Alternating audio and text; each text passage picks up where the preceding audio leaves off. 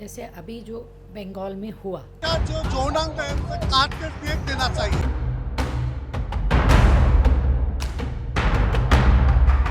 प्रेमवश सहज भी माने सेक्स की डिजायर आती है तो ऐसे लगता है कि बहुत घृणित कार्य की डिजायर आ गई। मतलब ये सामान्य भी जिंदगी में क्यों है?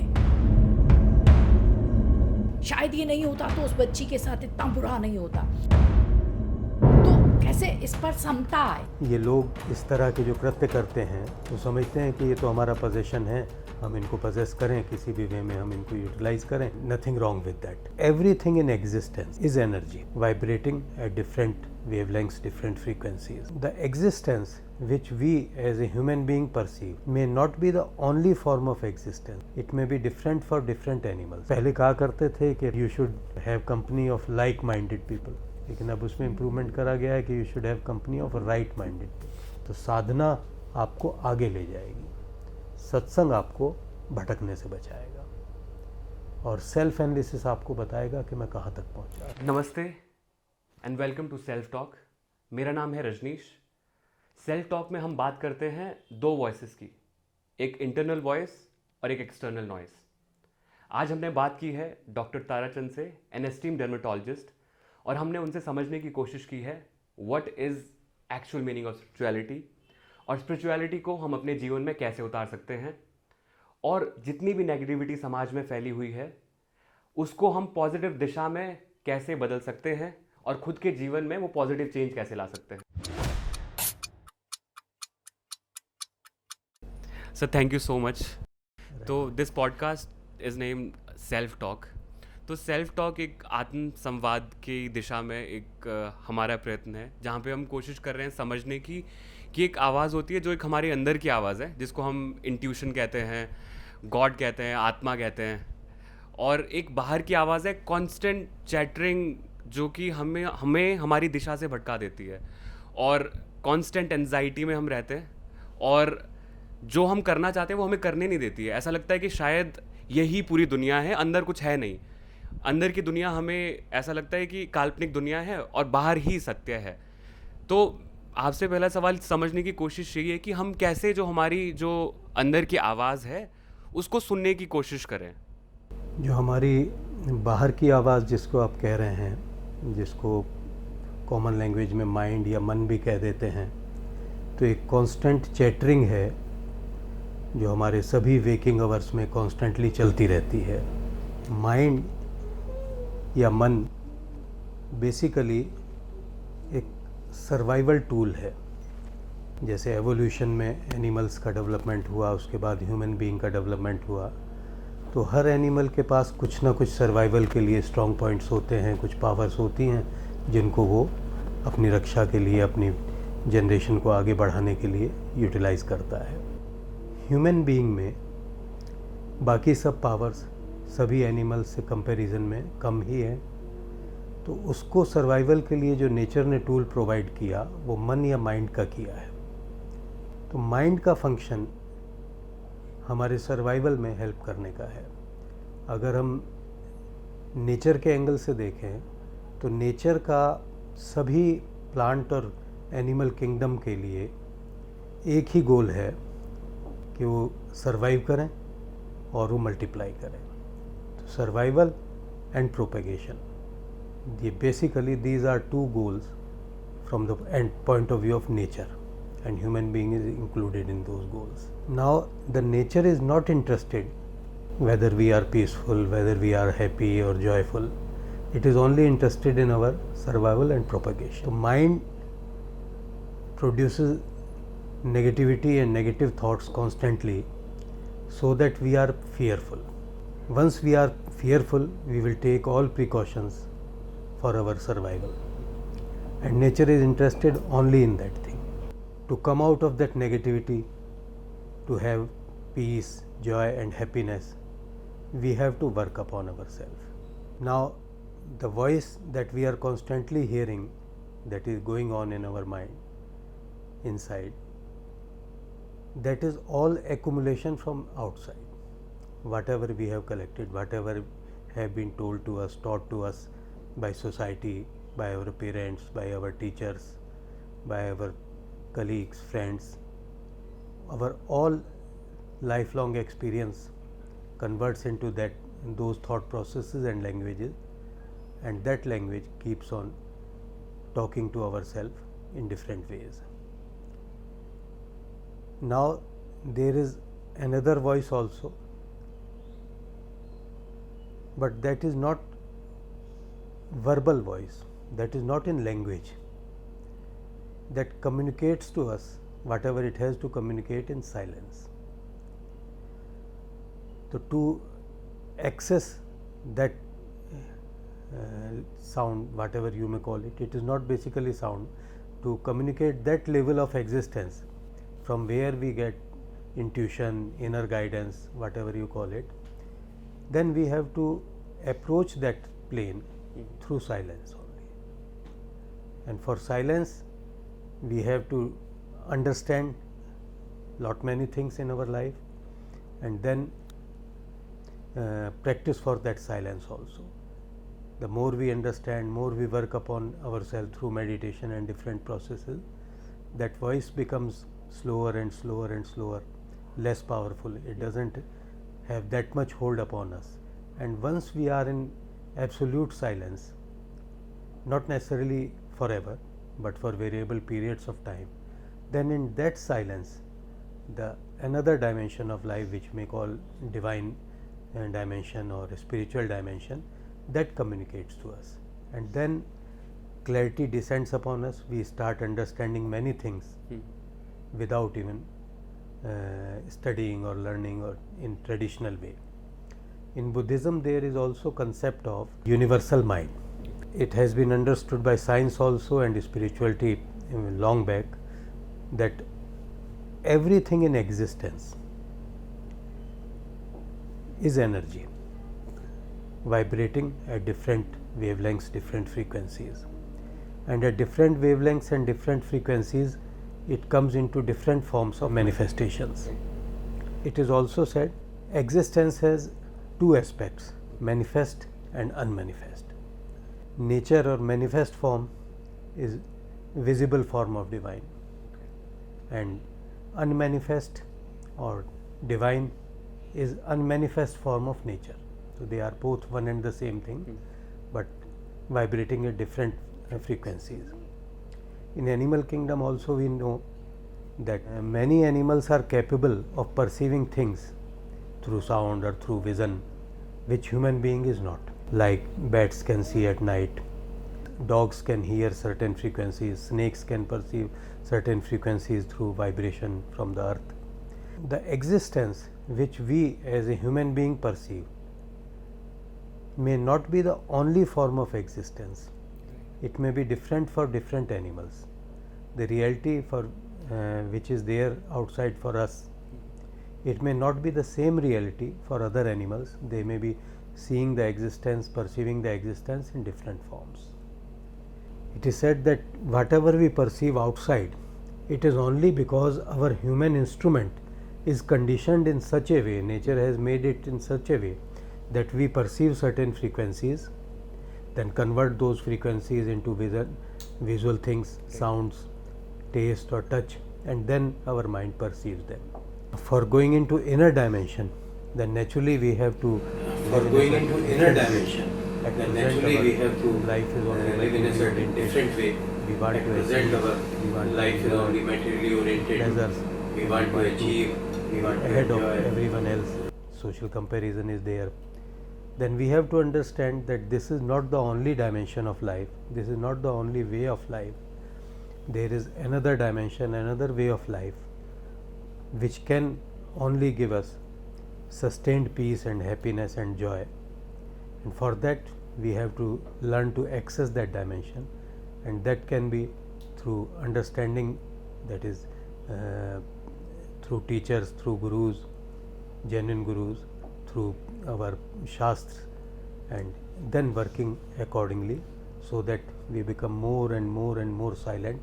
And once we are in that state of silence, then we can have more clarity and more peace. Okay. Now I think my next question will be continuation of the same. So now there is a notion about spirituality, right? So everyone knows like what is spirituality, what is religion. We know in parts, like here in India, people are accustomed of lots what we have written, like in Vedas, in Upanishads, we have known religion through that. And like in West also, through different, like Christianity is there, and through Islam there are different these sects. But then how one who really wants to go inside and want to understand that part should look at spirituality. Like अगर मेरे को इसको आसानी से बताना पड़े, अगर layman को मेरे को बताना है स्पिरिचुअलिटी है क्या, अगर आज के टाइम में जेन ज़ी इज़ देयर, तो उन लोगों को भी स्पिरिचुअलिटी की सही डेफिनेशन नहीं पता है. अगर मेरे को ज़ीरो से किसको कुछ नहीं पता, अगर समझाना है कि ये रास्ता क्या है, चलना कैसे शुरुआत करनी, वो पहला कदम क्या है, उनको पता चल जाए कि इंटरनली कि okay now I have started walking on the path. क्योंकि नहीं तो फिर एक्सटर्नली वैलिडेशन सीख करते रहेंगे कि अब मैं पहुंच गया, तो वो शुरुआत कैसे हो सकती है? Spirituality is very vast topic and it cannot be given any simple definition. It has many dimensions, but broadly speaking, this is a way of life in which you stop giving pain to yourself, you stop giving pain to others, you become more peaceful, more joyful, and you start accessing the inner dimensions of life. When you start accessing the dimensions which are beyond the physical dimension of life, then you gradually move on to the spiritual path. We can understand it in a different way also. Even Buddha, his first teaching was that life is suffering, life is difficult, and it is not meant to be otherwise. In life, as we go through the life, there are always negative aspects, there are painful situations, there are difficult situations. Now difficult situations are there. Suppose you are sitting there and arrow comes and hits you. There is pain, but now you start processing that arrow. Why this has happened? Why this is happening only to me? This is giving so much difficulty to me. What will happen to me? How I will handle it? How I will go through this pain? You start creating suffering to yourself also. It is said that pain is essential, but suffering is optional. So pain comes from outside, from sensory situations, and suffering your mind creates by processing that situation negatively only. So first step of spirituality is that you stop creating that suffering for yourself. Pain will be there, you have to tolerate it, you have to manage it in different ways, but you stop creating the suffering.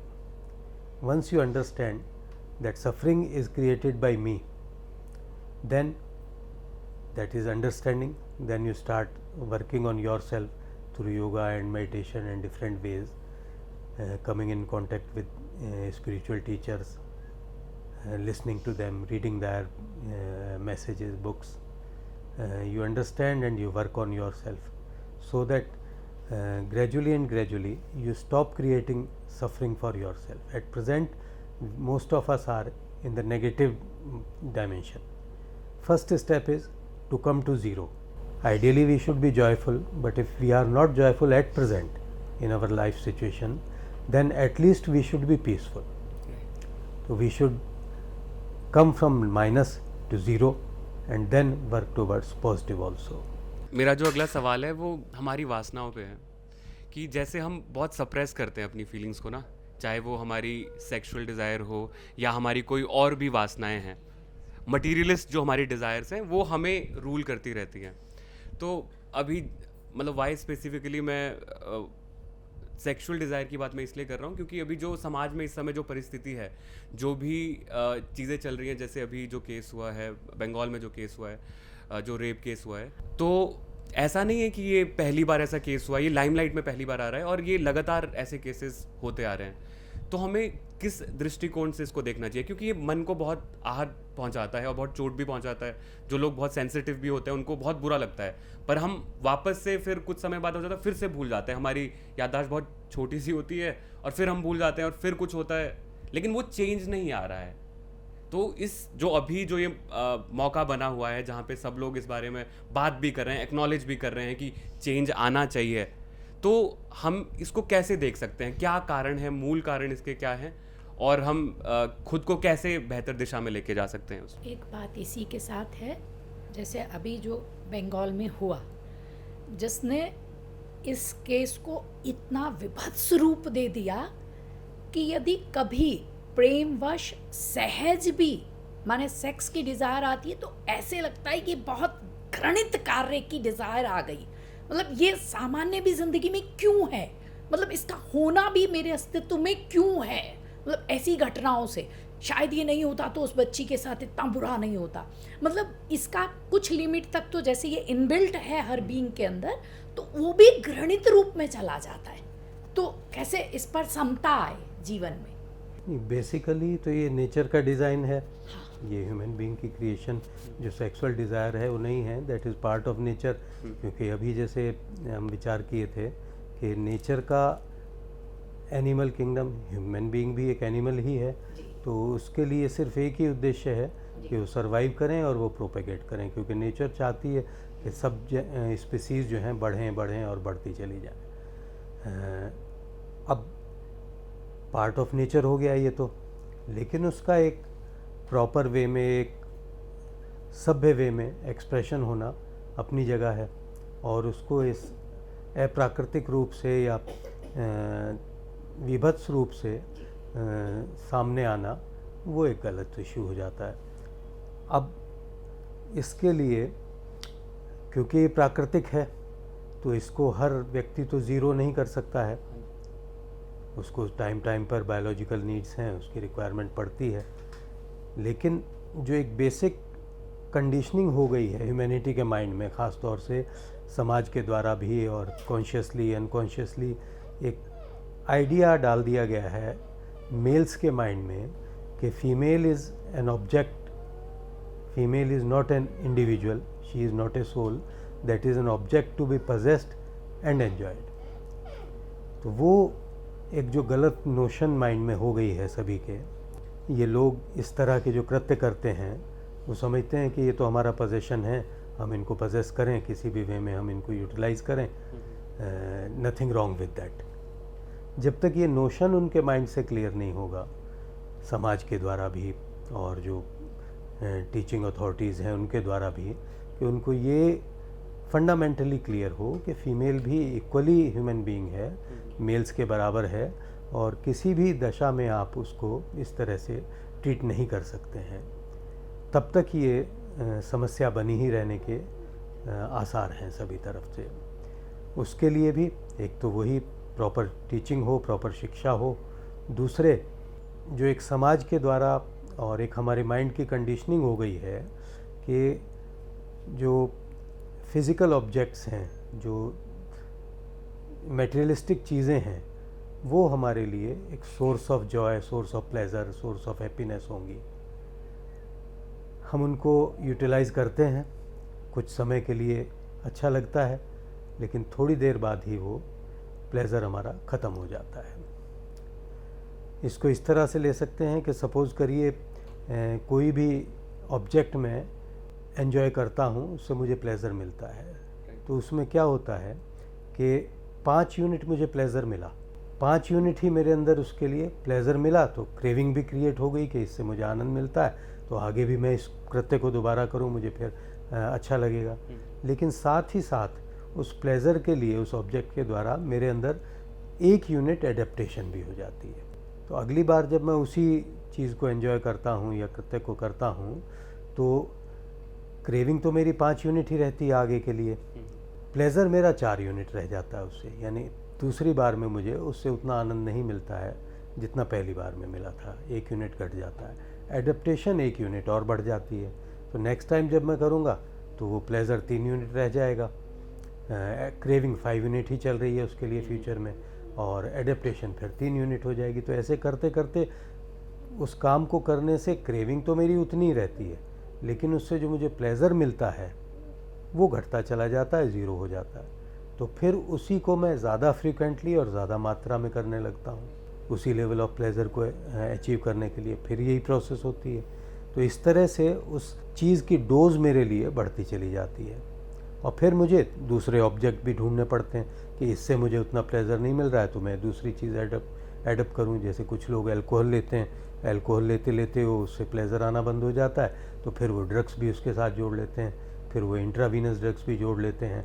तो जितने भी ये addiction हैं वो इसी तरह से develop होते हैं। वो चाहे आपको पैसे का एडिक्शन हो, चाहे सेक्सुअलिटी का एडिक्शन हो, चाहे ड्रग्स का एडिक्शन हो, एनीथिंग लाइफ में किसी भी चीज़ से आप पजेस्ड हो जाते हैं, उसे बार बार करने या उसको पाने की आपके अंदर क्रेविंग डेवलप होती है तो आप एडिक्शन के लेवल पे चले जाते हैं।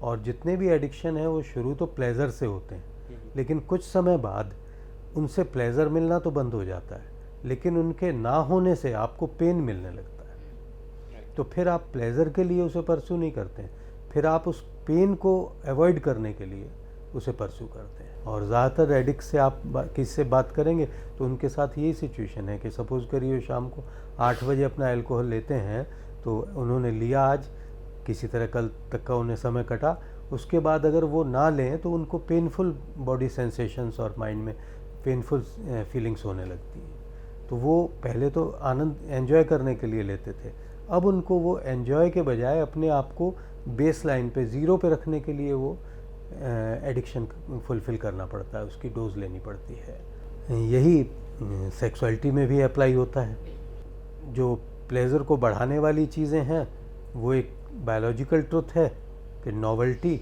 और वैरायटी, ये चीज़ें हमारे प्लेजर को और इंक्रीज़ करती हैं। जो उस पर्टिकुलर इशू से या आइटम से हमें नहीं मिल पा रहा था वो अब दूसरे से मिलने लगता है। तो ये ह्यूमन बीइंग को, ख़ास तौर से मेल्स को, समटाइम्स फीमेल्स को भी फोर्स करता है कि वो मोर एंड मोर पार्टनर से करें। और इस तरह से ये सिचुएशन डिफ़िकल्ट होती चली जाती है। और ये पर्टिकुलर केस जो था, ये केस तो एक अलग ही डायमेंशंस हैं इसकी। ये सिर्फ simple rape and murder case नहीं है जैसे अब तथ्य सामने आ रहे हैं। तो अब इससे बचने का वही है कि पहला तो ये कि हमें ये क्लैरिटी हो कि आउटसाइड से जो भी प्लेजर्स हैं, फिज़िकल प्लेजर्स हैं, वो जब हमारे सेंसेशंस किसी ऑब्जेक्ट के कांटेक्ट में आती हैं तो हमारे बॉडी और माइंड में कुछ प्लेजेंट सेंसेशंस क्रिएट होती हैं जिसको हम जो हमें अच्छी लगती हैं हम उन्हें प्लेजर का नाम देते हैं। और फिर हमारा माइंड डिमांड करता है कि और चाहिए और चाहिए और चाहिए, यही चीज़ें हमें। अगर हमारी ये अंडरस्टैंडिंग हो जाए कि जो सस्टेन्ड सोर्स ऑफ जॉय है वो बाहर ना हो के हमारे भीतर है, जो बाहर से भी हम एंजॉय करते हैं वो एक तरह से करते हैं कि हम किसी ऑब्जेक्ट के लिए क्रेव कर रहे हैं। क्रेविंग की वजह से हमारे अंदर एक टेंशन, स्ट्रेस बिल्डअप होता है और टाइम के साथ वो टेंशन और स्ट्रेस इंक्रीज़ करता चला जाता है। जैसे ही हम उस इशू को फुलफ़िल कर लेते हैं तो फुलफ़िल करते ही हमारा वो टेंशन रिलीज़ होता है। टेंशन रिलीज़ होता है तो ब्रेन कुछ समय के लिए साइलेंस की स्टेट में आ जाता है, नॉन स्ट्रेस नॉन टेंशन की स्टेट में आ जाता है। तो उस समय जो हमारे भीतर वो सोर्स है जॉय का, आनंद का, वो मैनिफेस्ट होता है इन दैट साइलेंस। तो जो हम प्लेजर भी फील करते हैं वो भी उस ऑब्जेक्ट से नहीं आ रहा है, वो भी हमारे भीतर से ही आ रहा है। ऑब्जेक्ट ने तो सिर्फ इतना किया कि वो जो कांटेक्ट हुआ उस ऑब्जेक्ट से, उस समय जो हमारे भीतर उसका टेंशन बिल्डअप हुआ था उस ऑब्जेक्ट को एंजॉय करने के लिए, वो टेंशन रिलीज़ हुआ। टेंशन रिलीज़ होने से माइंड साइलेंट हुआ फॉर सम टाइम, उस साइलेंस में वो जॉय हमारा एक्सप्रेस हुआ। तो ये हमें अंडरस्टैंडिंग क्लियर हो जाए कि ये वहाँ है और ये हमें साइलेंस की स्टेट में मिलता है, एक्सप्रेस करता है वो जॉय अपने आप को। तो हम ऐसी स्पिरिचुअल प्रैक्टिसेस करेंगे जिनसे हम साइलेंस की स्टेट में पहुँचें, और जो हम डे टू डे लिविंग करेंगे वो भी हम इस तरह से करेंगे कि हम साइलेंस में रहें, हम डिस्टर्ब ना हो उस स्टेज में, लिविंग फेज़ में भी। जब हम इसको इस तरह से ले सकते हैं कि अगर हम एक अच्छी फिज़िकल हेल्थ चाहते हैं तो हमें जिम भी जाना होता है और हमें अपना एक हेल्दी लाइफस्टाइल भी मेंटेन करना होता है। तो जो स्पिरिचुअल प्रैक्टिसेस हैं वो तो एक मेंटल जिम कह लीजिए कि हम जिम में गए, हम घंटा 2 घंटा जो भी हमने फिक्स टाइम पे अपनी वो प्रैक्टिस की, तो उस समय हमारा मन शांत शांत शांत होता जाएगा, हम फेज़ ऑफ साइलेंस में पहुँचेंगे। उस साइलेंस में वो जो नॉलेज है, वो जो जॉय है, द सोर्स इज़ इनसाइड। तो उस सोर्स को हम एक्सेस सिर्फ एक स्टेट में कर सकते हैं, साइलेंस में। तो जितना हम साइलेंस होंगे वो हमारे थ्रू एक्सप्रेस होगा, और जितना हम साइलेंट होंगे उतना ही हमें आउटसाइड से ऑब्जेक्ट्स की एंजॉय करने के लिए रिक्वायरमेंट नहीं पड़ेगी। इसको अगर आप बायोलॉजिकली लें तो थोड़ा सा और डाइवर्जन बनते हैं बात से बात में, कि हमारे ब्रेन में अनेक तरह के केमिकल्स होते हैं जिनको न्यूरोट्रांसमीटर कहते हैं, और 2 मेजर न्यूरोट्रांसमीटर हैं, gamma amino butyric acid and glutamate. Glutamate हमारे ब्रेन का एक्साइटेटरी न्यूरोट्रांसमीटर है, वो ब्रेन को एक्साइट करता है। जो गाबा है वो हमारे ब्रेन का न्यूरोलॉजिकल एक्टिविटी को कम करता है। तो वो एक साइलेंसिंग हार्मोन है, वो एक रिलैक्सिंग हार्मोन है हमारा, वो एक्साइट करता है। ग्लूटामेट, गाबा एक्साइटमेंट को कम करता है, डाउन करता है, लो करता है। तो जब हम किसी भी स्पिरिचुअल प्रैक्टिस में जाते हैं, मेडिटेशन में या रिलैक्सिंग प्रोसेस जैसे योग निद्रा आदि में, तो हमारे ब्रेन में गामा एमिनो ब्यूटारिक एसिड यानी गाबा का लेवल बढ़ता है, और वेरिएबल पीरियड ऑफ टाइम तक उसका इफेक्ट रहता है। प्रैक्टिस पूरी कर लेने के बाद भी आप उठ गए मेडिटेशन से, फिर भी उसका कई घंटे तक असर रहता है, और जैसे जैसे हम आगे करते हैं उसका इफेक्ट की इंटेंसिटी बढ़ती है और ड्यूरेशन भी बढ़ता चला जाता है। वो हमारी बॉडी और माइंड को रिलैक्स करता है, बॉडी की फिजियोलॉजी को नॉर्मलाइज करता है। डे टू डे एक्टिविटी में हमें बहुत सारे नेगेटिव स्टिमुलस मिलते हैं सारा दिन, उन स्टिमुलस की वजह से हमारी सिंपैथेटिक एक्टिविटी बढ़ती चली जाती है।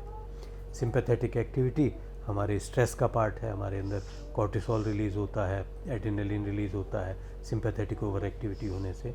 तो हमारे बॉडी और माइंड स्ट्रेस की स्टेज में आ जाता है, जिससे बहुत सारी डिजीज़ भी होती हैं हमें, फिज़िकल एंड मेंटल। तो उनको काउंटर करने के लिए, उनसे बचने के लिए स्पिरिचुअल प्रैक्टिस हेल्प करेंगी गाबा के थ्रू। अब गाबा का लेवल जब बढ़ता है तो हम पीसफुल भी होने लगते हैं, हम मेडिटेटिव स्टेट में आके इनर डायमेंशन से हमारा एक्सेस भी होने लगता है। अब यहाँ एक इंटरेस्टिंग पॉइंट है कि जितने न्यूरोट्रांसमीटर हैं, हमारी पूरी बॉडी की जितनी भी सेल्स हैं, हर सेल की सरफेस पे रिसेप्टर्स होते हैं, जैसे लॉक है, और ये न्यूरोट्रांसमीटर एक की का काम करते हैं, उस रिसेप्टर को ओपन अप करते हैं, उस लॉक को खोल देते हैं। लॉक खुलता है तो फिर ये भीतर जाते हैं और डिफरेंट फिजियोलॉजिकल एक्टिविटीज़ अपनी एग्जर्ट करते हैं। यहाँ एक बहुत इंटरेस्टिंग इशू ये है कि अल्कोहल उन्हीं रिसेप्टर्स पे काम करता है जिन पे गाबा करता है। अल्कोहल का पूरा इफ़ेक्ट, पूरा पाथवे वही है अल्कोहल के इफ़ेक्ट करने का हमारे बॉडी और माइंड पे, जो कि गाबा का है। यानी जो हम जॉय और प्लेजर मेडिटेशन में फील करते हैं, उसी तरह का हम अल्कोहल कंजम्पशन से करते हैं। इमीडिएट इफेक्ट दोनों का सेम है, लेकिन लॉन्ग टर्म कॉन्सिक्वेंसेस दोनों के बिल्कुल ऑपोजिट हैं। क्योंकि अल्कोहल हमारी बॉडी के हर सेल को डैमेज करता है, डिस्ट्रॉय करता है, उसके हार्मफुल इफ़ेक्ट्स हैं, वो लॉन्ग टर्म में डिजीज़ पैदा करेगा। फिर उसके लिए वही हमारा एडिक्शन होगा, तो क्रेविंग उतनी बनी रहेगी, लेकिन हमें टाइम के साथ मोर एंड मोर डोज की ज़रूरत पड़ेगी, उतना ही अमाउंट कम प्लेजर हमें प्रोड्यूस करेगा। एक साइकोफिजियोलॉजिकल लॉ भी आता है जो ये कहता है कि progressively increasing stimuli are needed to achieve same level of excitement. तो एल्कोहल का एक डोज से आज हमें एक इफेक्ट आ रहा है, तो फ्यूचर में हमें सेम इफेक्ट लेने के लिए बड़ी डोज की ज़रूरत पड़ेगी और ज़्यादा डोज की ज़रूरत पड़ेगी। जबकि मेडिटेशन में इसका रिवर्सल है कि जितना आप करते चले जाते हैं, आप उतने ज़्यादा सेंसिटिव होते चले जाते हैं, आप उतने ही मेडिटेशन से कई गुना ज़्यादा बेनिफिट फिजिकल और मेंटल पाने लगते हैं। फिर उसका बॉडी पे कोई एडवर्स इफेक्ट नहीं है, बल्कि पॉजिटिव इफेक्ट है। जितनी भी नेगेटिविटी बॉडी में क्रिएट हुई है डिजीज़ की फॉर्म में, उसको वो रिवर्स करने का भी काम करता है। तो जितने भी एडिक्शंस हैं, अल्कोहल एंड अदर एडिक्शन, इन सब को काउंटर करने के लिए द आइडियल वे है कि आदमी स्पिरिचुअल प्रैक्टिस में जाए, मेडिटेशन में जाए, योग निद्रा में जाए, इन चीज़ों में आगे बढ़े, तो इनसे उसको वही चीज़ें अचीव होने लगेंगी, वही एक्सपीरियंसेस और फीलिंग्स होने लगेंगे जो उसको एक्सटर्नल ऑब्जेक्ट से होते हैं। जब ये होने लगेंगे तो फिर उसको एक्सटर्नल ऑब्जेक्ट्स की रिक्वायरमेंट ही नहीं रह जाती, वो घटती चली जाएगी धीरे धीरे, और वो अपने आप में सेल्फ सफिशिएंट हो जाएगा। यही कहते हैं इसीलिए कि बुद्धा आउटर वर्ल्ड पे सिर्फ अपने सर्वाइवल के लिए डिपेंडेंट थे, कि उनको जितना फूड चाहिए सर्वाइवल के लिए, जो वस्त्र चाहिए, जो शेल्टर चाहिए, सिर्फ उसके लिए डिपेंडेंट थे। बाकी वो अपने इनर वेलबींग के लिए सेल्फ सफिशिएंट थे। लेकिन हम लोगों के साथ ट्रबल ये हो गई है कि आउटर सर्वाइवल के लिए तो चाहिए ही हमें, हम unknowingly going on a wrong path way अपनी इनर वेलबींग के लिए भी आउटर वर्ल्डली थिंग्स पे डिपेंडेंट हो गए हैं, जो एक रॉन्ग नोशन है, रॉन्ग कंसेप्ट है, रॉन्ग डायरेक्शन है लाइफ के लिए। अगर हम इस क्लैरिटी में आए कि मुझे बाहर से सुख मिलेगा, ये अंडरस्टैंडिंग काम है, और मुझे भीतर से सुख मिलेगा, ये राम है। अगर मुझे पता लग जाए, मैं रोज़ मार्केट से जा रहा हूँ, 10 रुपए का ये लाता हूँ, 5 रुपए का वो लाता हूँ, 20 रुपए का ये लाता हूँ, और उन्हें ले के बैठ के एंजॉय करता हूँ, लेकिन मुझे ये पता चल जाए कि इस सब का सोर्स तो मेरे भीतर है, जो सी है वो तो मेरे अंदर है। मैं रोज़ बॉटल्ड वाटर ले खरीद के यूटिलाइज़ कर रहा हूँ, और उसके long term negative physical mental consequences भी झेल रहा हूँ, उसके लिए मुझे प्राइस पे करना पड़ रहा है। और ये क्लैरिटी मुझे जब हो जाती है कि the source is inside, there are techniques to access it, and once I learn those techniques and I access that part, and that dimension starts flowing through me, then for my well-being I don't need anything from outside. I am self-contained, I just close my eyes and I am enjoying the things. In that situation there will be a reduction and ultimately stoppage of compulsive activity of body and mind. Now we are restless, many things are compelling from us from outside. ये कर लो कुछ हो जाएगा, वो कर लो कुछ हो जाएगा। एक बेसिक जो सोसाइटी की कंसेप्ट बन गया है, टीचिंग है, हमारी कंडीशनिंग हो गई है कि कुछ करो, कुछ करोगे, कुछ बनोगे, कुछ पाओगे, तभी तुम जो है सुखी हो सकते हो, तभी लाइफ अच्छी होगी। लेकिन अगर हम अपनी लाइफ को जब से हमारी मेमोरी है तब से अब तक देखें, तो जो भी हमने किया है उससे कोई भी शायद सिचुएशन सॉल्व नहीं हुई है, बल्कि वो और डिफ़िकल्ट होती गई हैं, कॉम्प्लिकेशन बढ़ती ही चली गई हैं। अगर हम बिल्कुल ऑनेस्टली एनालाइज करें कि जब हम छोटेपन में थे, बचपन में थे, तब हम कितना पीसफुल और जॉयफुल होते थे। तब हमें दुखी करने के लिए कुछ इशू चाहिए होता था, वरना हम दुखी नहीं होते थे। और अब रिवर्सल हो गया उसका कि हम कॉन्स्टेंटली दुखी हैं। अब हमें दुख से बाहर निकालने के लिए कोई ना कोई इश्यू या आइटम चाहिए। इट मीन्स कि जिस डायरेक्शन में हम जा रहे थे, जब तक हम पहुँचे, अगर अभी भी हमें एक तरह से कहें अकल नहीं आती है, जिस रास्ते पे जा रहा था उस पे जाके मैंने अब तक क्या पाया, और अगर मैंने पाया कुछ भी नहीं, खोया ही खोया है, at least in inner dimension of life, तो it means I am on a wrong path. It has to be understood that if you are on a wrong path, simply increasing the speed will not take you to the destination. You have to see that, and you have to accept it on the wrong path. I am on the wrong path. Yes. And then you have to take U-turn. U-turn. But sometimes we are so ahead, we have gone so far on that path Return that it is becomes difficult. difficult to return. Yes.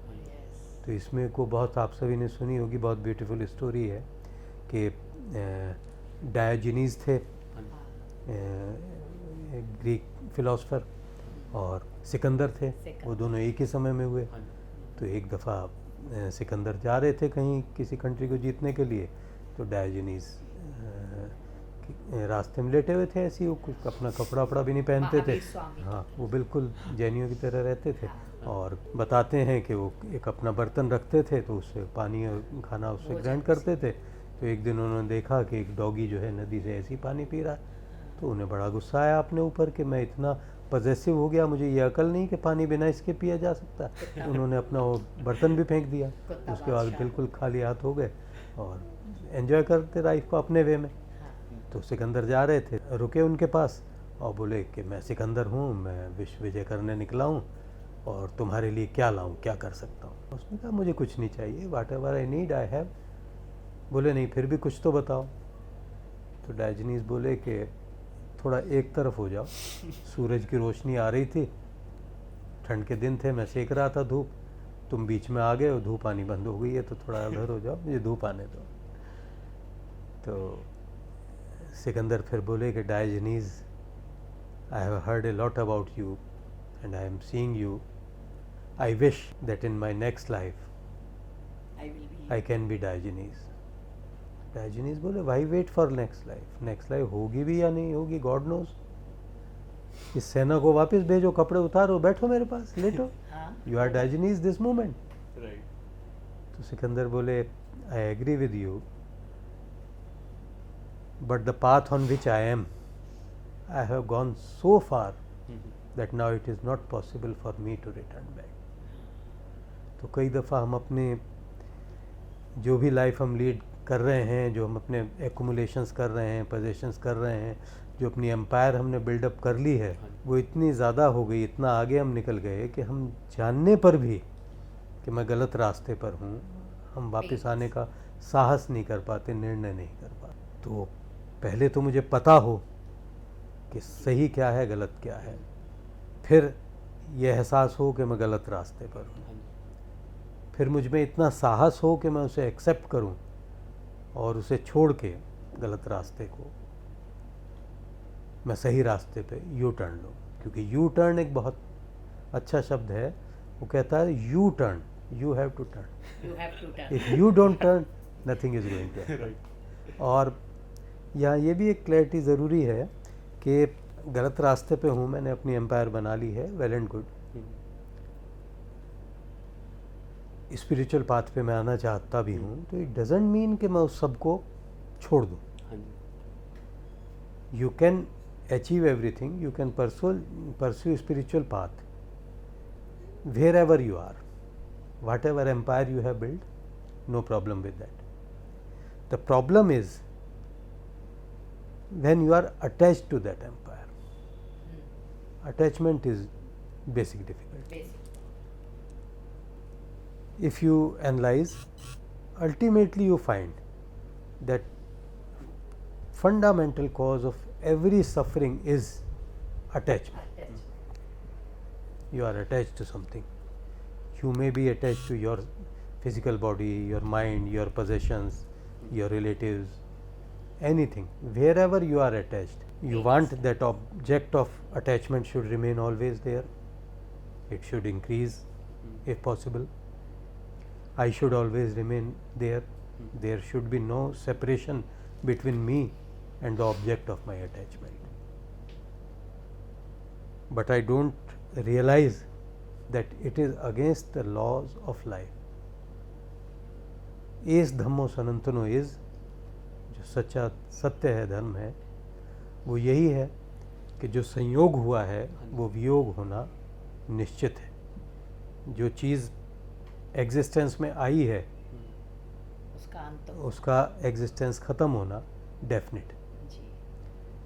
तो I can be with everything और any individual being, I can enjoy the company और those things, but the only thing is I should not be attached to it. Right.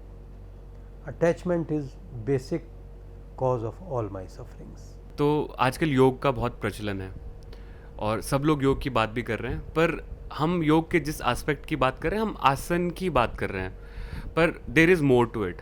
तो मैं आपसे समझना चाहता हूँ कि अगर हमें ये मेथड अपनाना हो, योग का रास्ता अपनाना हो, आज सब लोग योग की तरफ देख रहे हैं, तो हम अष्टांग मार्ग को किस तरीके से समझाया जाए, सबसे आसान तरीके से उसको अगर रखा जाए सबके सामने, तो हम ताकि बहुत कुछ है वहाँ से सीखने के लिए, अपना जो स्पिरिचुअल पाथ है, तो वहाँ से हम क्या शुरुआत कर सकते हैं, क्या ये तरीका हो सकता है? तो आप इसको अष्टांग मार्ग को थोड़ा विस्तार में बता सकेंगे तो। अष्टांग मार्ग के जो 8 स्टेप्स हैं, यम, नियम, आसन, प्राणायाम, प्रत्याहार, धारणा, ध्यान, समाधि। पहला पॉइंट तो ये क्लियर होने ज़रूरी है कि ये एक सीढ़ी नहीं है, लैडर नहीं है कि पहले यम, फिर नियम, फिर आसन, फिर प्रत्याहार, प्राणायाम, फिर धारणा, ध्यान, समाधि। ये एक के बाद एक स्टेप अपवर्ड जाने वाला मेथड नहीं है। ये 8 एक ही प्लेन में है। इन 8 के लिए हमें एक ही समय में वर्क किया जा सकता है और करना चाहिए। ऐसा नहीं कि पहले मैं यम साध लूँ, फिर मैं नियम साधूँ, फिर ये करूँ। तो हम यम नियम पे भी वर्क कर सकते हैं, आसन प्राणायाम पे भी वर्क कर सकते हैं, धारणा पे भी वर्क कर सकते हैं। फिर ध्यान और समाधि जो है वो एक अलग डायमेंशन आ जाती है। ये पहले जो 5 स्टेप हैं ये in the field of doing है, ये आप कर सकते हैं, इन पे आप वर्क कर सकते हैं। लेकिन जो अगले 3 स्टेप हैं, ध्यान और समाधि 2 स्टेप के हैं, धारणा भी डूइंग में आ जाती है। तो अगले जो 2 स्टेप हैं वो हैपनिंग है। जब आप धारणा में आगे बढ़ते हैं तो ध्यान एक हैपनिंग की तरह आपके जीवन में आता है। तो इन 5 को आप एक साथ कर सकते हैं, ये ज़रूरी है। दूसरा यम है वो आपके शरीर और मन की स्वच्छता के लिए हैं। जो नियम है वो आपके सोशल कंडक्ट के लिए हैं। बेसिक फंडामेंटल ये है कि आप स्वस्थ रहें शरीर और मन से, और आप ना अपने आप को कष्ट दें ना दूसरों को कष्ट दें। आसन प्राणायाम आपके शारीरिक और मानसिक स्वास्थ्य के लिए आवश्यक हैं, उनको आप करते हैं तो फिर आप एक लॉन्ग पीरियड ऑफ टाइम तक एक कंफर्टेबल पोजीशन में ध्यान के लिए बैठ सकते हैं। आपका शरीर स्वस्थ है तो आपका मन बार बार अस्वस्थ अंगों की तरफ नहीं जाएगा, वो ध्यान की तरफ ज़्यादा अच्छी तरह चलेगा। तो आप धारणा बेहतर रूप से कर सकते हैं। अब धारणा बेसिकली है कि आप अपने आप को एक पॉइंट पर, एक इशू पर फोकस करते हैं, चाहे वो कोई मंत्र हो, चाहे आपकी श्वास हो, चाहे आप किसी विजुअल आइटम पे फोकस करें, मंत्र पे फोकस करें, किसी शब्द पे फोकस करें। जब आप फोकस करते हैं फिर माइंड आपको डाइवर्ट कर देता है, अपने थॉट प्रोसेस में ले जाता है, फिर आप जेंटली उसको वापस लाते हैं धारणा में, फिर आप वो वहाँ से भटक जाता है। तो बार बार जब तक ये प्रक्रिया चलती है आप धारणा में हैं, और जब ये माइंड का डाइवर्जन बंद हो जाता है, आपका फोकस जिस ऑब्जेक्ट पर, जिस इशू पर है उस पर कॉन्स्टेंटली बना रहता है। जैसे आप एक बर्तन से तेल दूसरे बर्तन में डाल रहे हैं तो कांस्टेंट एक धारा के रूप में प्रवाहित होता रहता है। तो जब आपका फोकस उस स्टेज पे पहुंच जाता है तो वो ध्यान होता है, और जब वो ऑब्जेक्ट भी आपके इनर कॉन्शियसनेस से डिसअपियर हो जाता है, एक प्योर स्टेट ऑफ कॉन्शियसनेस रह जाती है, तो वो समाधि की अवस्था होती है। तो इसमें वर्क करने के लिए हम निश्चित रूप से सभी वर्केबल डायमेंशन जो 5 स्टेप हैं उस पर एक ही समय से वर्क कर सकते हैं।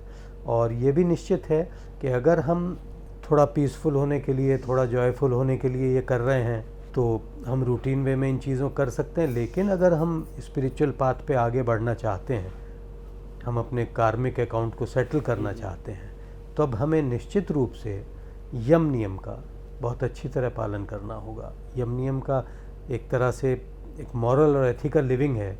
जब तक हम एक मॉरल एथिकल लिविंग नहीं अपनाएंगे तब तक हम एक पॉइंट पे जाके स्टकअप हो जाएंगे, उससे आगे हम स्पिरिचुअली नहीं बढ़ पाएंगे। दैट इज एक कांस्टेंट एक अंदर से हमारा गिल्ट होता है, एक शर्म होती है हमारे अंदर। आई थिंक वो चीज़ हमें ना कंप्लीटली जो हमारा ट्रू सेल्फ है उसको बाहर नहीं आने देती है। वो किसी भी रूप में हो सकती है कि हम कॉन्स्टेंटली खुद को छोटा मानते हैं दूसरे से। अगर हमने किसी इंसान को देखा, कोई एक्टर है, कोई बड़ा नेता आ गया सामने, वहाँ पे ऑटोमेटिकली हमारा माइंड खुद को छोटा मानने लग जाता है। तो इससे कैसे हम बाहर आ सकते हैं या इसको समझने की कोशिश कर सकते हैं कि जो हम खुद को ऑलरेडी छोटा समझ रहे हैं एक, और दूसरा कहीं पे हम किसी के सामने कुछ बोल दिया, हम अपना जो असली रूप है हम प्रकट नहीं कर सकते, अंदर गिल्ट रहता है, कांस्टेंट गिल्ट। सोसाइटी का पर्पज़ ये है कि हम सोसाइटी के लिए किसी ना किसी फॉर्म में यूज़फुल हो। वो यूटिलिटी हमसे अचीव करने के लिए सोसाइटी हमारे अंदर एक इमोशनल डिस्टरबेंस क्रिएट करती है, और वो disturbance either by creating guilt और by creating anger inside us. Once we are peaceful, we are in a comfortable state of mind, and society gives us some stimulus, some provocation, someone comes and gives us provocation, and we remain in that state of peace and calm. हम समत्व की stage में, समता की, equanimity की stage में रहते हैं, तो then that individual or that group cannot exploit us. If their demands are just as per our understanding and something needs to be done, we will do the needful. But we will not do anything out of compulsion. And society's way of utilizing us is by creating emotional disturbance in us, in throwing us in a emotional turmoil, either guilt or anger. So then we have a different biochemistry inside us. We are in a state of compulsion, and out of that compulsion we will do something which ideally we should not be doing. But the purpose of that individual, group or society is served, and they are happy. They are not concerned whether we suffered, we became guilty, we are creating pain for ourselves, psychological pain inside. That is not their concern. In the same way, it is not nature's concern that we are suffering or we are depressed or we are in negative state of mind. So we have to understand that these are social mechanisms to manipulate us in doing what the other person, group or society wants. Now I start working on myself in a spiritual dimension, so I will become more and more stable, more equanimous. I will understand that whatever he is saying, that may or may not be truth, but his purpose is only to disbalance me. Once I am in disbalance, then to regain my inner peace, to overcome that disbalance, I will do something which I should ideally not be doing. So once by understanding and by spiritual practices I come to a stable state of mind, then I will know that these are only social mechanisms, they don't have any reality in existence, and I won't be under grasp of those things. I won't be exploited. जैसे कहा जाता है कि केवल दुखी आदमी का शोषण किया जा सकता है, जो जॉय में है, आनंद में है, उसे आप एक्सप्लॉइट नहीं कर सकते. आप कुछ कहिए, वो कहेगा मुझे क्या है. और जो सोशल कंपैरिजन है, एक एस्पेक्ट तो ये आया इस अंडरस्टैंडिंग का. दूसरा एस्पेक्ट सोशल कंपैरिजन का है कि हम अपने को सोशली कंपेयर करते हैं, दूसरों से नापते हैं, और हम हमेशा पाते हैं. फैक्ट है, दुनिया में कोई भी शख्स जब से सृष्टि बनी है, जब तक रहेगी, हर चीज़ में नंबर 1 नहीं हो सकता. कोई ना कोई शख्स किसी हर डायमेंशन में मेरे से आगे भी होगा, मेरे से पीछे भी होगा. डिफरेंट इश्यूज़ जो मेरी लाइफ के हैं, जो डिफरेंट एस्पेक्ट्स हैं, डायमेंशंस हैं, किसी में मैं किसी से आगे हूँ, किसी में वो मेरे से आगे है. कोई भी डायमेंशन ऐसी नहीं जिसमें मैं सबसे आगे हो सकूँ, कोई भी डायमेंशन ऐसी नहीं जिसमें मैं सबसे पीछे हो सकूँ. टोटल मिला के रफली हर एक का 100 बन ही जाता है. तो social comparison is a function of a person who is not in a state of joy, simply speaking. Once you are in state of joy, and that joy is naturally coming from inside, it can't come from outside. There is no way. You won't compare yourself with anything. They say there should be purpose, there is meaning of life. That is till you are in a state of joy. Searching for meaning, searching for purpose, searching for superiority, searching for social status, this is all function of a suffering mind. Suffering if you are in a state of joy and bliss, you don't need any bloody meaning, you don't need any purpose. I am in a state of joy. ठीक है, in a state of joy, whatever comes through me naturally, I will do. Whatever needs to be done, I will do, but I won't do anything out of compulsion. आप आए, आपने मुझे 5-7 बातें कह दी, 5-7 गाली दे दी, but I am not disturbed. I am still in a state of joy. I won't do anything out of compulsion.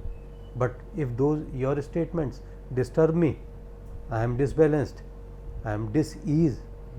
In out of that dis-ease or that imbalance, I will do many things. I will think many things. I will search for meaning, purpose, goal.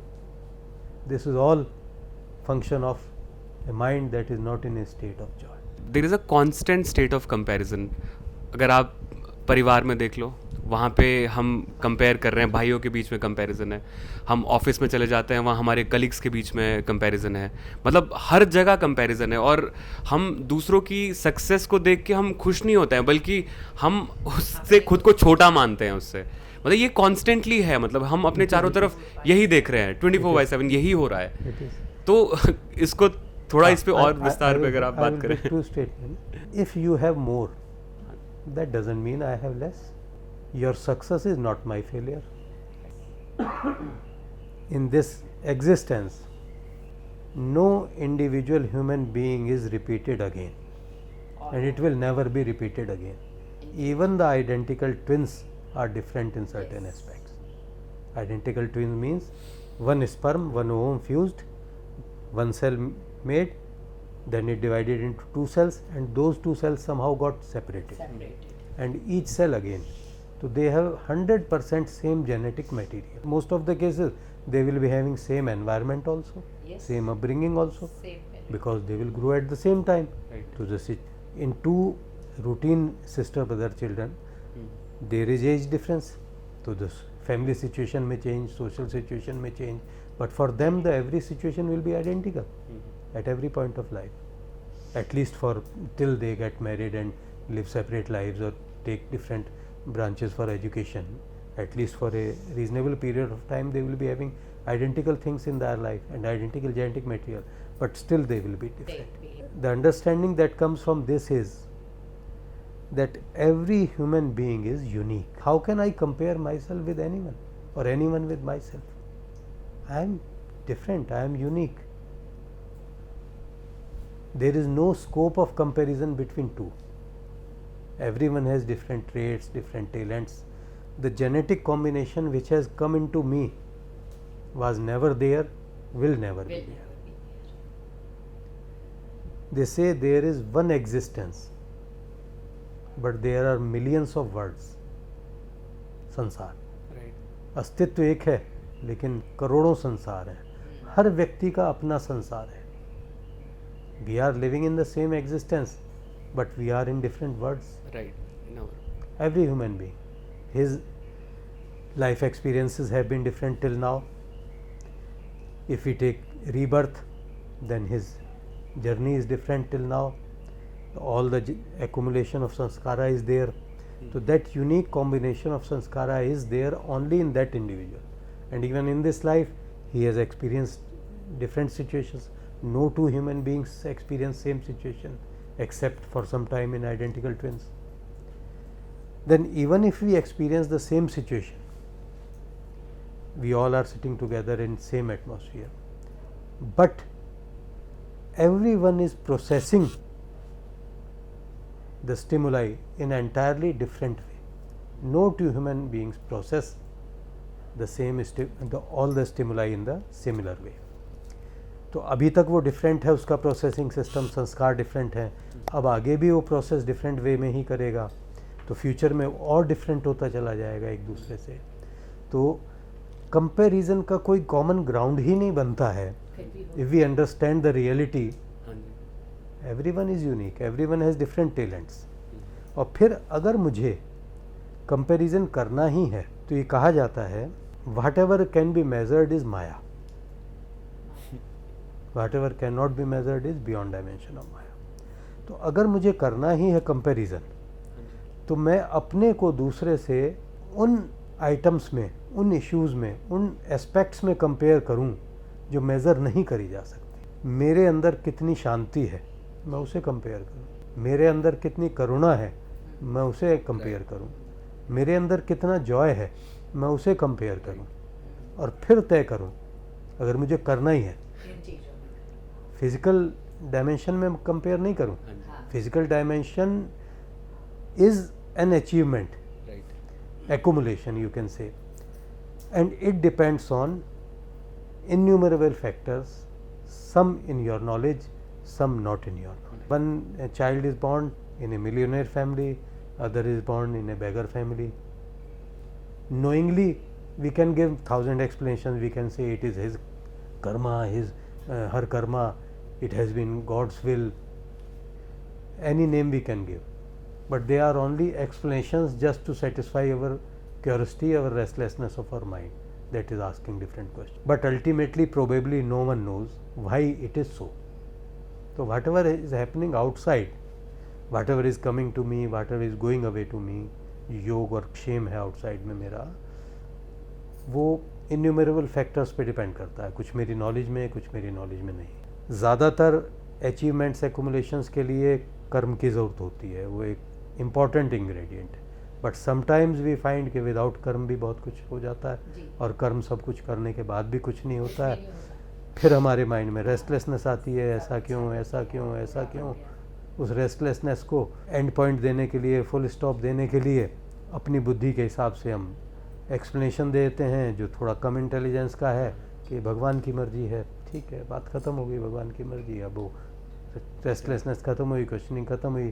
थोड़ा और intelligent है, उसे नहीं मानेगा, वो कर्मा पे डाल देगा, ये कर्म है। कोई और एक्सप्लेनेशन दे देगा, सोसाइटी की इच्छा थी, ये था, वो था।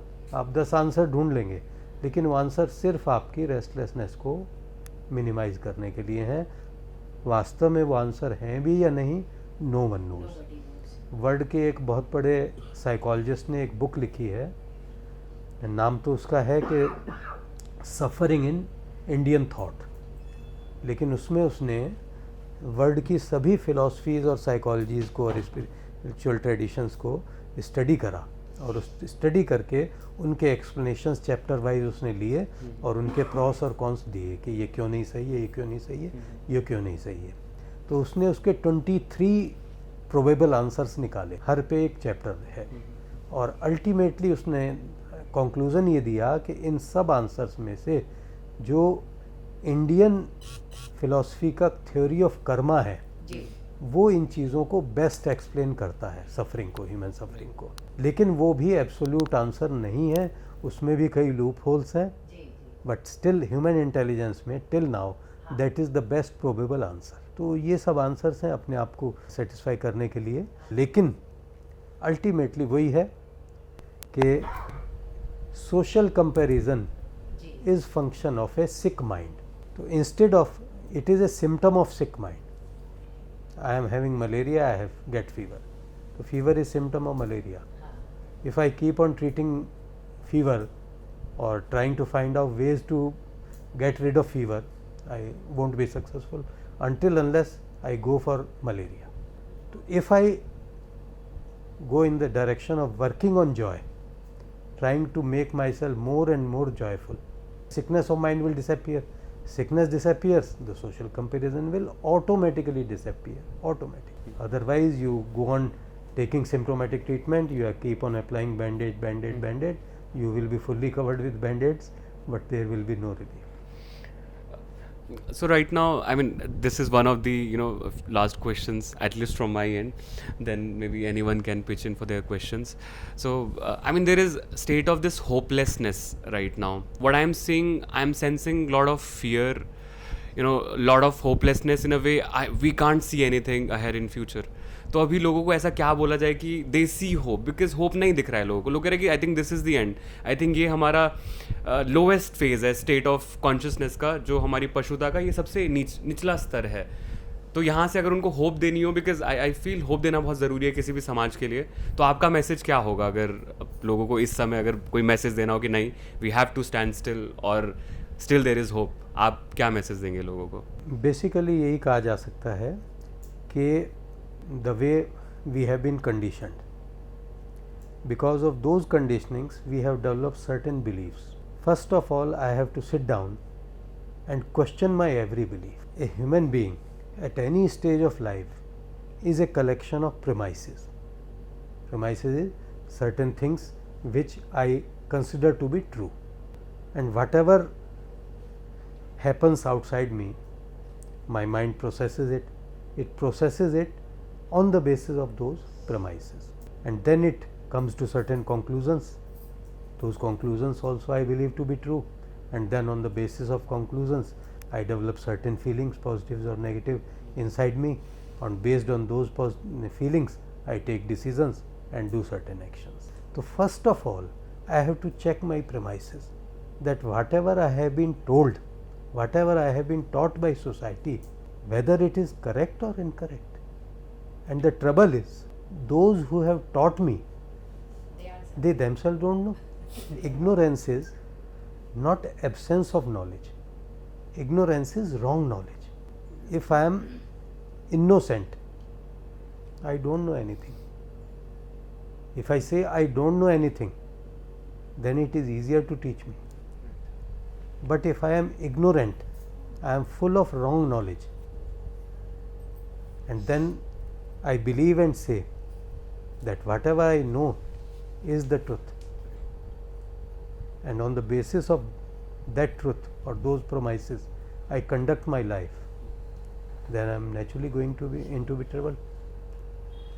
So first of all, I have to check my premises and beliefs, assumptions, that whether they are correct or not. Until unless I correct them, then I cannot be on the right direction. First I will know that these are wrong, I will drop them, then I will search for right things, right information, right understanding, right knowledge, and then utilize that right knowledge for future. As far as hope is concerned, first of all, I have to clearly understand that nature of life is such that anything can happen any moment. That I have to clearly understand and imbibe deeply inside me that there are no certainties in life. Next moment what is going to happen, no one knows. No one knows. Even the greatest astrologer on this earth does not know next moment what is going to happen with you. So you cannot predict future. You can only anticipate it. Anticipation can be positive, anticipation can be negative. Many times things happen, and probably most of the important things which happened in my life, they were which I never thought of or I never imagined. They just came to me. So first I have to understanding that nature of life is unpredictability. It is unpredictable, it is impermanent. Whatever is now, it will change, it will change, it will change. I cannot fully predict the future. So be ready mentally for this, at any moment anything from bottom to top may happen with me, with anyone. And then I have to accept this reality. Once I accept, I have to realize that I have a responsibility to whatever is happening outside. My responsibility is always there. I can respond to it. But my capability may be different. I may have no capability at present to do anything about it. I may have little capability. I have extreme capability to do something about it. But whatever my capability and what needs to be done, I should be doing. Because even in this situation, whatever is happening in Kolkata, everything is not in your hands. But at least wherever you are, in whatever way you can raise your voice, you can spread the information, you can discuss it with your friends and colleagues, or whatever way you can contribute to solving the situation, you should do that much. You may not be able to do everything, but at least you can contribute something. जैसे राम सेतु बनाया था जब भगवान राम ने, तो बड़े बड़े वानर बड़े बड़े पत्थर और पहाड़ ला के लगा रहे थे, और दो कुछ की लहरियाँ भी रेत में लेटती और समुद्र में चली जाती, गीली होकर फिर वापस आ जाती, फिर रेत में लेटती, फिर वापस आ जाती. तो भगवान राम ने उनसे पूछा कि ये सब कर रहे हैं इतना, तुम क्यों ज़रा सा ही कर रही हो और तुम्हारे इस करने से क्या होगा? तो उन्होंने बहुत सुंदर आंसर दिया। वो बोले कि प्रभु, आप एक धर्म युद्ध के लिए सेतु बना रहे हैं, हमारे इस करने से, हमारे इस कंट्रीब्यूशन से उसमें कितना सहयोग मिलेगा या नहीं मिलेगा ये हम नहीं जानती हैं, लेकिन आपके सेतु बनने में हमने भी प्रयास किया। इस ज्ञान से कि हमें लाइफ का एक मीनिंग मिल गया कि हमने भगवान राम के सेतु में कंट्रीब्यूट किया था। तो जो हो रहा है उसमें हम और कुछ नहीं तो गिलहरी तो बन ही सकते हैं, कुछ तो कंट्रीब्यूट कर सकते हैं। ये नहीं कि हम साइलेंस में चले जाएं। ये बहुत क्लियर है कि in a situation of injustice neutrality is not right policy. If you are silent, if you are neutral, you are on the side of oppressor, you are partner in crime। वो कहते हैं नहीं कि summer शेष है, पाप का अपराधी नहीं केवल व्याध, जो तटस्थ हैं समय लिखेगा उनका भी इतिहास। तो तटस्था रहना ऑपरेसर को सपोर्ट करना है नहीं। ठीक है, मैं ऑपरेसर का कुछ नहीं कर सकता, लेकिन मैं ये आवाज़ तो उठा सकता हूँ कि ये गलत है। सर, इसी में मेरा एक क्वेश्चन है कि आप कह रहे हैं डिस्कस करना चाहिए, बट अगर ऑफिस की मैं बात करूं तो वहाँ पर जो लोग हैं एक ही माइंडसेट के हैं, आइदर सीनियर और जूनियर। तो आप उनसे डिस्कस भी करें तो हर कोई मतलब इस तरह से बिहेव करता है, नो लाइक सारे लोग मिलके गलत बात को सही साबित करने की कोशिश करते हैं ना। तो वहाँ पर लाइक किस तरीके से तटस्थ वाला। एक दफ़ा मुल्ला नसरुद्दीन ड्राइव कर रहे थे सड़क पे और कहीं रास्ता भटक के वो चल दिए। अब तभी जो है उनकी वाइफ का कॉल आया मोबाइल पे, बोली कि अभी अभी रेडियो पे न्यूज़ आई है कि एक पागल जो है रॉन्ग डायरेक्शन में ड्राइव कर रहा है, रॉन्ग साइड चला गया है और बाकी सभी ड्राइव करने वालों को एडवाइस किया जाता है कि ज़रा उससे संभल के ड्राइव करें, एक्सटेंड ना कर बैठे। तो मुल्ला बोला रॉन्ग साइड में ड्राइव कर रहा है, एक पागल चला गया। अरे यहाँ तो सारे पागल रॉन्ग साइड में ड्राइव कर रहे हैं, मैं देख रहा हूँ। तो he was the person on the wrong side, क्योंकि जो राइट और रॉन्ग है that is not a matter of democracy. If whole world is going in wrong direction, that direction will never become right. तो अभी जैसा हमने रखा था कि every human being is a unique human being, every human being is living in a different world. Even in a family 5 जने हैं, हम 5 डिफरेंट वर्ल्ड में रहते हैं, एक वर्ल्ड में नहीं रह सकता, क्योंकि every once CPU is different, data is coming same but processing is different, the output conclusion is different, interpretation is different. तो सिमिलर वे में it is also a fact that all human beings are not at same level of consciousness or unconscious। तो आप कभी भी ये expect करें कि सभी मेरी तरह से प्रोसेस करें, that is not feasible। अगर आपके मन में ये क्वेश्चन अराइज होने लग जाए कि whatever I has been taught, whatever I know, whatever are my premises or assumptions, are they right or wrong, that is a big thing। अगर आप ईश्वर को मानते हैं तो ये कहेंगे कि ईश्वर की बहुत अनुकंपा है आपके ऊपर कि उसने आपके मन में डाउट्स क्रिएट किए। तो जो आपका बेसिक क्वेश्चन था कि उनसे कैसे डिस्कस करें, तो उनसे तो आप डिस्कस कर ही नहीं सकते। There is no utility, there is no use. उसके लिए तो आपको ट्रायल एंड एक्सपेरिमेंट करके, हिट एंड ट्रायल एक्सपेरिमेंट कर करके ऐसे इंडिविजुअल्स ढूंढने होंगे जो सेम पेज पे हैं, सेम थिंकिंग के हैं, सेम वेवलेंथ के हैं। पहले कहा करते थे कि you should have company of like minded people, लेकिन अब उसमें इम्प्रूवमेंट करा गया है कि you should have company of right minded people. तो आपको राइट माइंडेड पीपल जो हैं वो ढूंढने होंगे और निश्चित रूप से वो माइनॉरिटी में होंगे। तो आपको वो सर्च कर करके, इसीलिए वो बुद्धा ने रखा भी है कि बुद्धम शरणम गच्छामि, धम्मम शरणम गच्छामि, संघम शरणम गच्छामि।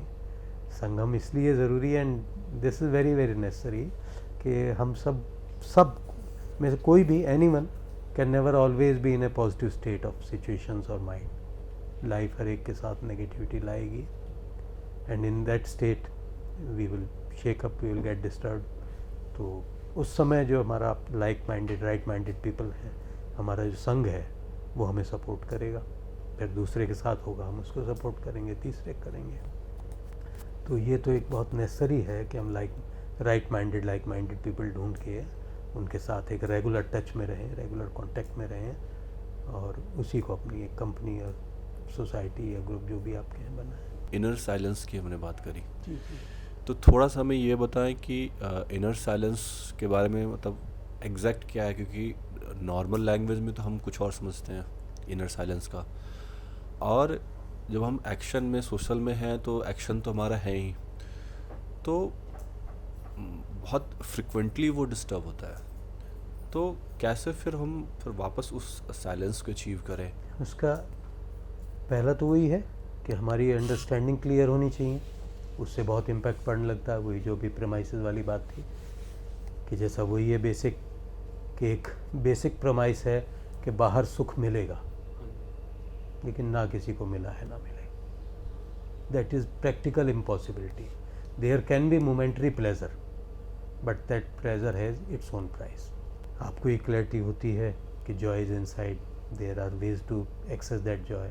आप करते हैं, वो स्पिरिचुअल प्रैक्टिसेस हैं. तो पहले तो क्लैरिटी हो अंडरस्टैंडिंग की, that will take you a long way. उसके बाद आप रेगुलर बेसिस पे इन प्रैक्टिसेस को करें, तो that will make you more and more peaceful with passage of time. ये मान लें कि ड्रम का ड्रम जो है गंदगी का भरा हुआ है, ऊपर से जो है प्योर वाटर डालें, तो पहले तो गंदगी में ही गंदा होता चला जाएगा, लेकिन जब वो कॉन्स्टेंटली डलेगा तो नीचे एक ओपनिंग है, उससे फिर गंदगी बहेगी धीरे धीरे. गंदगी का अमाउंट घटता चला जाएगा, साफ़ पानी का अमाउंट बढ़ता चला जाएगा, और एक समय ऐसा आएगा कि जब वो सारा ही साफ़ पानी हो जाएगा. But it will take time. इसीलिए कहते हैं कि सत्य वो है जो शुरू में दुख देता है और बाद में, शुरू में विष के समान होता है, बाद में अमृत के समान होता है. और ये रजस तमस वो है जो इनिशियली आपको अमृत के समान लगता है, लेकिन धीरे धीरे वो विष में कन्वर्ट होने लगता है. तो I am at this point, I need to reach that point. There is a period of transition. In that period of transition I will again come back to my negativity, I will again come back to my disturbances. But if I keep on going the right path, then the positivity will keep on increasing. Negativity की duration कम हो जाएगी, उसकी intensity कम हो जाएगी, उससे मैं जल्दी से वापस बाहर आ जाऊंगा, और अगर मैं लगा रहा तो धीरे धीरे वहाँ पहुँच जाऊंगा. तो उसका यही है कि मैं अपने पाथ पे रेगुलर बेसिस पे लगा रहूं. साधना, सत्संग और self analysis, day to day में ये 3 चीज़ें बहुत इम्पॉर्टेंट हैं इस बात पे. साधना का मतलब कि जो भी आपकी स्पिरिचुअल प्रैक्टिसेस हैं उन्हें आप रेगुलर बेसिस पे करें. सत्संग, राइट नॉलेज आप गैदर करें. वो राइट नॉलेज जो है किसी इंडिविजुअल ह्यूमन बीइंग से भी हो सकती है जो इस पाथ पे है, आपसे साथ में है या आपसे आगे है थोड़ा, वो आपको गाइड कर सकता है. इस तरह की लिटरेचर अवेलेबल है, बुक्स हैं, उनका आप अध्ययन करें. और अब तो यूट्यूब जो है सागर है इस चीज़ का, आप वहाँ पे सर्च करें, आपको हर चीज़ मिल जाती है. उस पर आप रेगुलर बेसिस पे, महीने में, हफ्ते में, जितना भी आप टाइम निकाल सकते हैं डेली बेसिस पे, एक रेगुलर टाइम उसके लिए भी दें. तो साधना आपको आगे ले जाएगी, सत्संग आपको भटकने से बचाएगा, और सेल्फ एनालिसिस आपको बताएगा कि मैं कहाँ तक पहुँचा. रात को सोने से पहले आप अपने पूरे डे को एनालाइज करें, 5 मिनट दें कि आज मैं कहाँ कहाँ डिस्टर्ब हुआ, कहाँ नेगेटिव हुआ, कहाँ मैंने वो किया जो मुझे नहीं करना चाहिए था. सिर्फ इतना ही करते रहते हैं हम अगर रेगुलरली, तो कुछ समय बाद क्या होता है कि हम रेस्पॉन्स तो वही करते हैं जो हमें नहीं करनी चाहिए थी, लेकिन जैसे ही वो रेस्पॉन्स करते हैं एकदम हमारा माइंड क्लिक करता है कि फिर आपने एरर कर दी. अभी वो आता ही नहीं है माइंड में, लेकिन अगर हम कुछ समय ये करेंगे सेल्फ एनालिसिस, तो दिस इज प्रैक्टिकल एक्सपीरियंस कि वो क्लिक करने लगेगा. उसके बाद क्लिक करेगा तो आप जानेंगे कि ये फिर हो गया. फिर क्या होगा आगे, उसी तरह चलते रहेंगे, साधना पे भी, सत्संग पे भी, सेल्फ एनालिसिस पे भी।